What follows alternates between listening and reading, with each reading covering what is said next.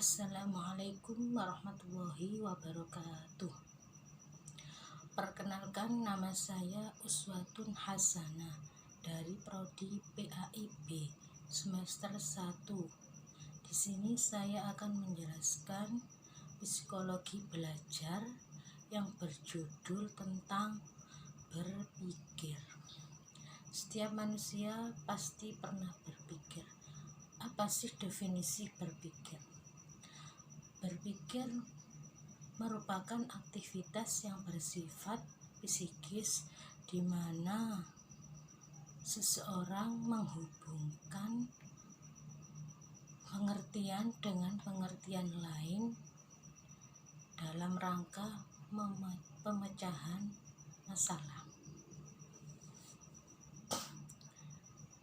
Proses berpikir yaitu ada 3. 1.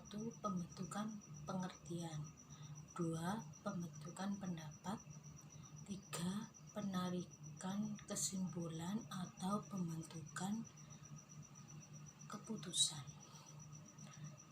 1. Pembentukan pengertian.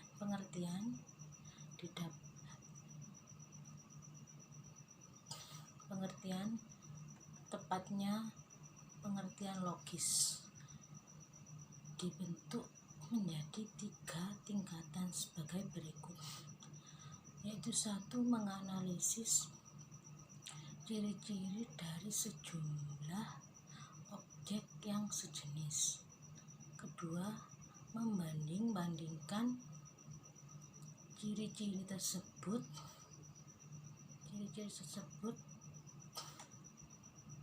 untuk ditemukan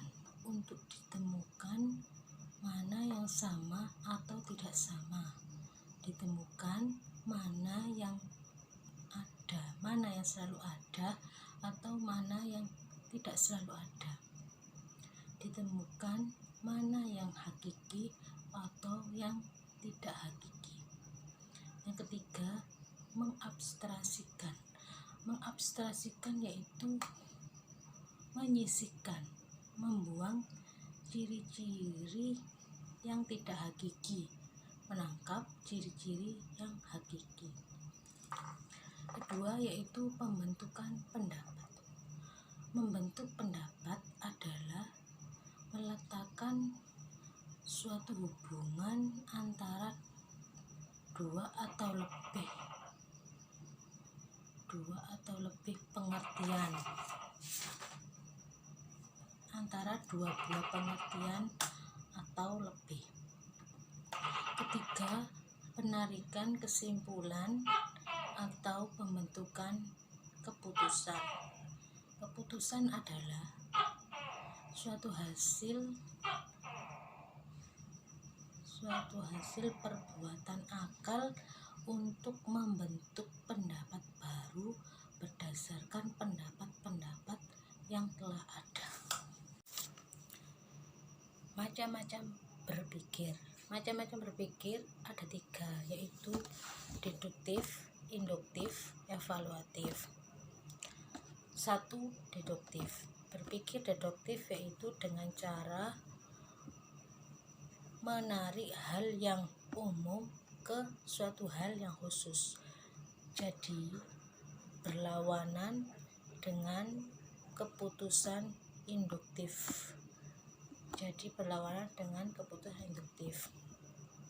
Misalnya, tembaga jika dipanaskan memuai. Umum. Tembaga adalah logam, maka kesimpulannya tembaga jika dipanaskan akan memuai. 2. Induktif yaitu dengan cara berpikir induktif dengan cara mengambil dari pendapat-pendapat khusus menuju ke satu pendapat umum. Misalnya, tembaga dipanaskan memuai,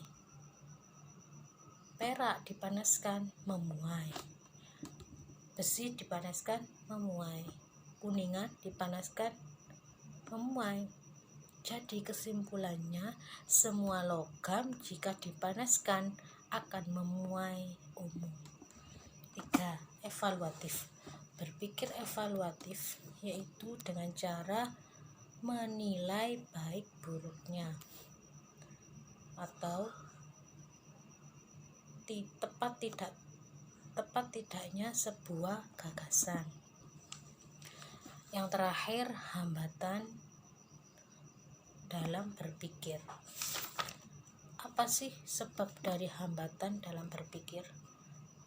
Kurangnya data atau kurang jelasnya data dapat menjadikan hambatan dalam proses berpikir seseorang. Lebih-lebih jika